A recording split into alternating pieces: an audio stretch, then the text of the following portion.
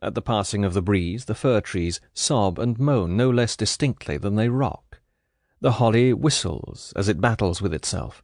The ash hisses amid its quiverings. The beech rustles while its flat boughs rise and fall.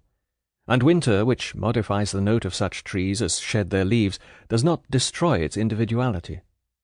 On a cold and starry Christmas Eve within living memory, a man was passing up a lane near Mellstock Cross, in the darkness of a plantation that whispered thus distinctively to his intelligence.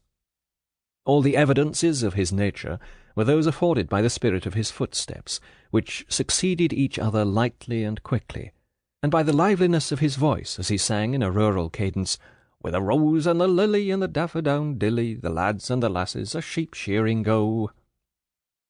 The lonely lane he was following connected one of the hamlets of Mellstock parish with Upper Mellstock and Lewgate, and to his eyes, casually glancing upward, the silver and black-stemmed birches with their characteristic tufts, the pale grey boughs of beech, the dark creviced elm, all appeared now as black and flat outlines upon the sky, wherein the white stars twinkled so vehemently that their flickering seemed like the flapping of wings. Within the woody pass, at a level anything lower than the horizon, all was dark as the grave. The copsewood forming the sides of the bower interlaced its branches so densely, even at this season of the year, that the draught from the north-east flew along the channel with scarcely an interruption from lateral breezes. After passing the plantation, the white surface of the lane revealed itself between the dark hedgerows, like a ribbon jagged at the edges, the irregularity being caused by temporary accumulations of leaves extending from the ditch on either side. The song, many times interrupted by flitting thoughts which took the place of several bars, and resumed at a point it would have reached had its continuity been unbroken, now received a more palpable check in the shape of "Oi!" from the dark part of the lane in the rear of the singer who had just emerged from the trees. "Oi!" he answered, stopping and looking round, though with no idea of seeing anything more than imagination pictured. "Is that thee, young Dick Dewy?" came from the darkness. "Aye, sure, Michael Mail. And why not stop for fellow craters? Going to thy own father's house too, as we be, and knowing us so well?" Dick Dewy faced about and continued his tune in an under-whistle, implying that the business of his mouth could not be checked at a moment's notice by the placid emotion of friendship.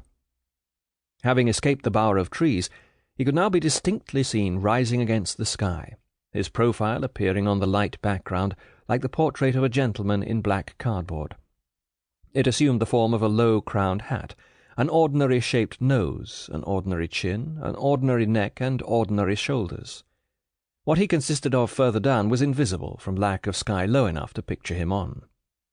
Shuffling, halting, irregular footsteps of various kinds were now heard, coming up the hill from the dark interior of the grove, and presently there emerged severally 5 men of different ages and gaits, all of them working villagers of the parish of Mellstock.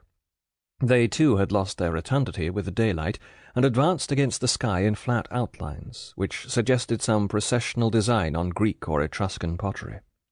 They represented the chief portion of Mellstock parish choir. The first was a bowed and bent man, who carried a fiddle under his arm and walked as if engaged in studying some subject connected with the surface of the road. He was Michael Mail, the man who had hallooed to Dick. The next was Mr. Robert Penny, boot and shoemaker, a little man who, though rather round-shouldered, walked as if that fact had not come to his knowledge, moving on with his back very hollow and his face fixed on the north-east quarter of the heavens before him, so that his lower waistcoat buttons came first, and then the remainder of his figure.